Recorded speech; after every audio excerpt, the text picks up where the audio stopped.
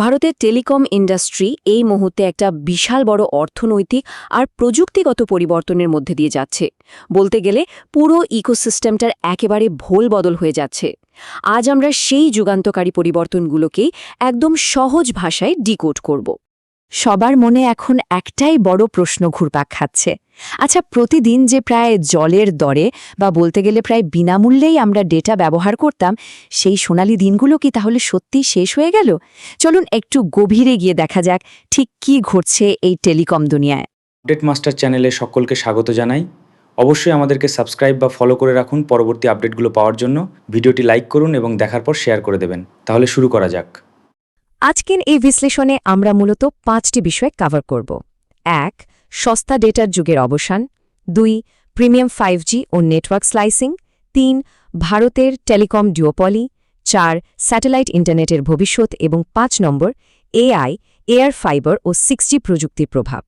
তো শুরু করা যাক আমাদের প্রথম পয়েন্ট দিয়ে, সস্তা ডেটার যুগের অবসান। একটা সময় ছিল, মনে করে দেখুন, যখন টেলিকম কোম্পানিগুলোর মূল স্ট্র্যাটেজি ছিল সস্তা বা ফ্রি ডেটা দিয়ে হুড়মুড় করে নতুন গ্রাহক টানা। কিন্তু গেমটা এখন পুরোপুরি বদলে গেছে। বর্তমান কৌশলটা হল প্রিমিয়াম সার্ভিসের মাধ্যমে প্রফিট ম্যাক্সিমাইজ করা। মানে শুধু ইউজার সংখ্যা না বাড়িয়ে কোম্পানিগুলো এখন ফোকাস করছে কিভাবে সাস্টেনেবল বা টেকসই আয় করা যায় তার ওপর। এবার আসা যাক 2 নম্বর পয়েন্টে, প্রিমিয়াম 5G এবং নেটওয়ার্ক স্লাইসিং। এই যে প্রফিট বাড়ানোর কথা বললাম, এর সবচেয়ে বড় মেট্রিক হল ARPU বা অ্যাভারেজ রেভিনিউ পার ইউজার। সোজা কথায়, একজন সাধারণ ইউজারের কাছ থেকে একটা কোম্পানি গড়ে ঠিক কত টাকা আয় করছে। শীর্ষস্থানীয় টেলিকম কোম্পানিগুলোর এখন একটাই লক্ষ্য, যে কোনো মূল্যে এই ARPU বাড়িয়ে তোলা, কারণ এর ওপরই দাঁড়িয়ে আছে তাদের ব্যবসার ভবিষ্যৎ। আর এই আয় বাড়ানোর জন্য একটা দারুণ ইন্টারেস্টিং প্রযুক্তি নিয়ে আসা হচ্ছে, যার নাম নেটওয়ার্ক স্লাইসিং। ব্যাপারটা কি? ধরুন, হাইওয়েতে ভিআইপিদের জন্য যেমন আলাদা লেন্থ আছে, ঠিক তেমনি যারা বেশি টাকা দিয়ে প্রিমিয়াম প্ল্যান কিনবেন তাদের জন্য সুপার ফাস্ট ইন্টারনেটের আলাদা রাস্তা বা স্লাইস রিজার্ভ করা থাকবে। মানে প্রিমিয়াম গ্রাহকরা পাবেন ভিআইপি ট্রিটমেন্ট, একদম নিরবিচ্ছিন্ন আর হাই স্পিড নেটওয়ার্ক। চলুন যাই 3 নম্বর পয়েন্টে, ভারতের টেলিকম ডুওপলি। এখন মনে হতেই পারে, কোম্পানিগুলো এত সহজে দাম বাড়ানোর এই সিদ্ধান্তগুলো নিচ্ছে কি করে? কারণটা লুকিয়ে আছে আমাদের বর্তমান মার্কেটের অবস্থার মধ্যে। একদিকে রয়েছে বাজারে 2 বড় জায়ান্ট, জিও আর এয়ারটেল, যারা পুরো মার্কেটের সিংহভাগ কন্ট্রোল করছে। আর অন্যদিকে ভোডাফোন আইডিয়া বা বিএসএনএল এর মতো কোম্পানিগুলো 5G রেসে অনেকটাই পিছিয়ে পড়েছে। ফলে বাজারে একটা স্পষ্ট ডুওপলি বা দ্বৈত আধিপত্য তৈরি হয়ে গেছে। আর বাজারে যখন মাত্র 2টো বড় কোম্পানির এই লেভেলের আধিপত্য থাকে, তখন স্বাভাবিকভাবে ওভারঅল কম্পিটিশন কমে যায়। এর রেজাল্ট, কনজিউমারদের হাতে অপশন খুব সীমিত হয়ে পড়ে। তাই শীর্ষ কোম্পানিগুলো যখন রিচার্জের দাম একযোগে বাড়ায়, তখন কার্যত সেটা মেনে নেওয়া ছাড়া আর বিশেষ কোনো উপায় থাকে না। আমাদের 4 নম্বর পয়েন্ট, স্যাটেলাইট ইন্টারনেটের ভবিষ্যৎ। মোবাইল টাওয়ারের গণ্ডি পেরিয়ে এবার আমাদের তাকাতে হবে আকাশের দিকে। স্যাটেলাইট ইন্টারনেটের রেসে মূলত 2টো মডেল নিয়ে কাজ হচ্ছে।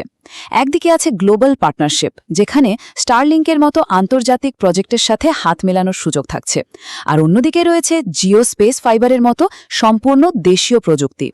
টার্গেট কিন্তু একটাই, একদম প্রত্যন্ত বা দুর্গম এলাকাগুলোতেও হাই স্পিড ইন্টারনেট পৌঁছে দেওয়া, যা সাধারণ টাওয়ার দিয়ে কোনোদিনই সম্ভব ছিল না। এবার আমাদের শেষ এবং 5 নম্বর পয়েন্ট, এআই, এয়ার ফাইবার এবং 6G।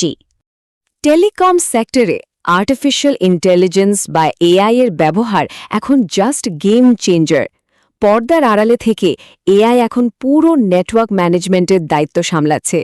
শুধু তাই নয়, ইনফ্রাস্ট্রাকচার মেইনটেনেন্স থেকে শুরু করে কাস্টমার সার্ভিস অটোমেশন, সবকিছুতেই এআই ব্যবহার করে কোম্পানিগুলো তাদের অপারেশনাল খরচ হুহু করে কমিয়ে আনছে।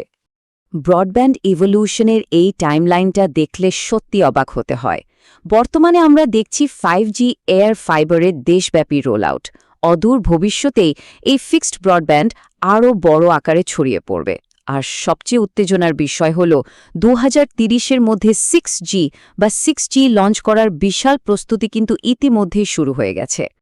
তো এত সব কথার পর নতুন মার্কেটের আসল সত্যিটা কি? সত্যিটা হলো বেসিক অ্যাক্সেস বনাম প্রিমিয়াম এক্সপিরিয়েন্স।